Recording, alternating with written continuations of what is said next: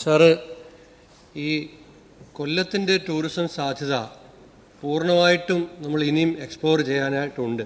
പ്രത്യേകിച്ച് ഇപ്പോൾ അഷ്ടമുടി കായൽ, അഷ്ടമുടി എൻ്റെ തന്നെ കോൺസ്റ്റിറ്റ്യുവൻസിയിലെ പേരയം, പെരിനാട്, കുണ്ടറ പഞ്ചായത്തുകളൊക്കെ അഷ്ടമുടി ചേർന്ന് കിടക്കുന്ന സ്ഥലങ്ങളാണ്. പടപ്പക്കര,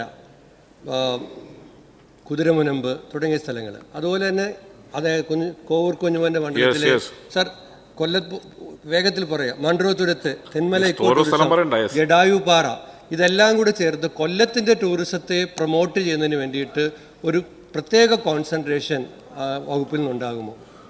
സാർ, വളരെ നല്ല കാര്യമാണ് സാർ. ഇപ്പോൾ ഈ അഷ്ടമുടിക്കായലും ഇപ്പോൾ പറഞ്ഞ പല പ്രദേശങ്ങളെ കണക്ട് ചെയ്തുകൊണ്ടാണ് ബയോഡൈവേഴ്സിറ്റി സർക്യൂട്ട്. നമ്മുടെ രാജ്യത്ത് ഒരു ബയോഡൈവേഴ്സിറ്റി സർക്യൂട്ട് ഒരു ബഡ്ജറ്റിൽ തന്നെ പ്രഖ്യാപിച്ചു.